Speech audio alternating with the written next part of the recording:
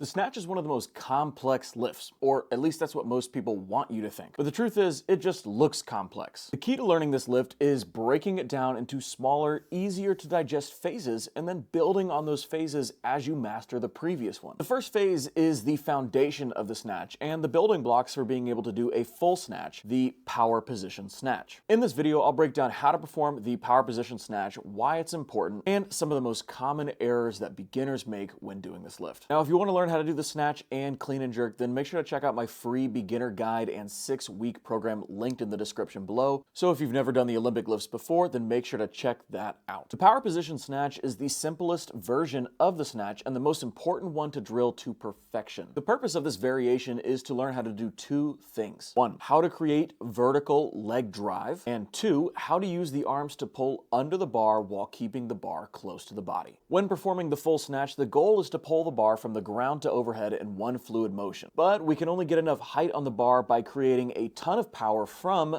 you guessed it, the power position. This means that when pulling the bar from the ground, we must always return to the exact same power position every time. But because the lift is so fast, it can be hard to do so. So if this position is not drilled repeatedly, it will not be habit and it won't be hit when doing the lift from the ground. To perform the lift, first we'll need to find our grip and stance. So to establish your snatch grip on the barbell, hold the bar at waist height, then move your hands out wider until that bar naturally rests in your hip crease, not in your upper thigh or mid thigh, and not above your hip bone. Now, your foot stance will vary from person to person, but a good general rule of thumb is to choose a stance that you feel confident doing a vertical jump or a box jump in. Too wide and you won't feel like you have a ton of power to accelerate, and too narrow and it will be hard to get the bar around the knees, so play around with your stance to see what works best for you. The last element is one of the most unfortunate realities that weightlifters must use, and that is the hook grip. It's gonna suck for the first 3 weeks, but it will absolutely make you a better weightlifter. It is a non-negotiable, so as long as you have thumbs, you should be doing this. To do the hook grip correctly, extend your thumb as far as possible underneath the bar. Then lock the rest of your fingers over the top of your thumb, like you're not supposed to punch. This should mean the barbell is pushing down into your thumb and your thumb is pushing down into your fingers, effectively locking the bar in place, and it's potentially a limitless grip. Once you have your snatch grip, your pulling stance, and hook grip set, stand up tall with the bar hanging in the hip crease,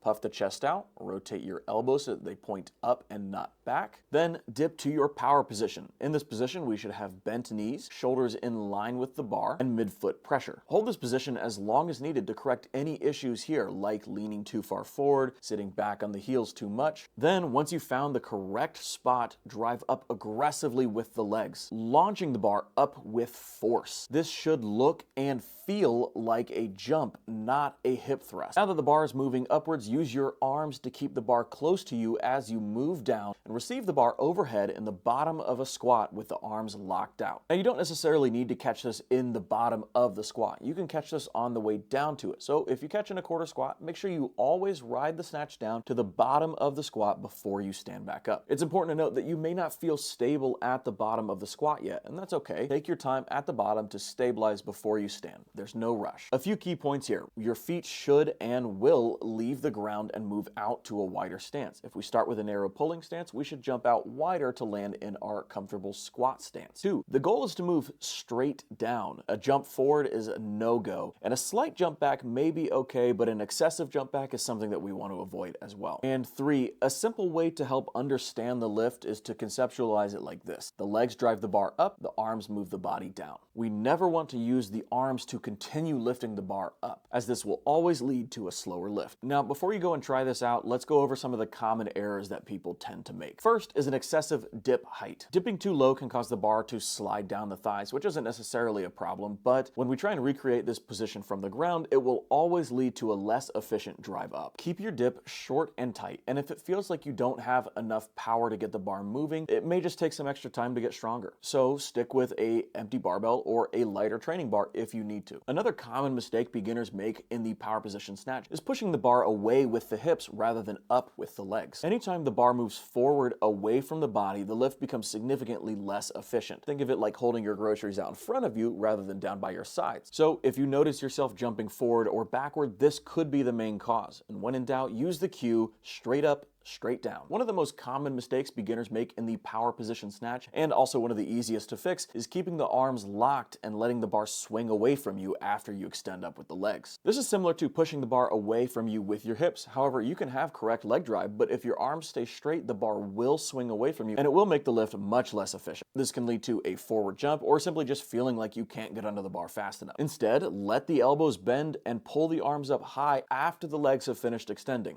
This will help keep the bar close and actually make you faster under the bar. Give these a try next time you're at the gym. Stick with an empty barbell or even a lighter training bar if you need to get your technique down before you add more weight. And remember, if you want to learn how to do the Olympic lifts, then 1, subscribe to the channel, and 2, make sure to check out my free beginner guide and 6-week program I've linked in the description below. We'll catch you guys on the next one. Bye.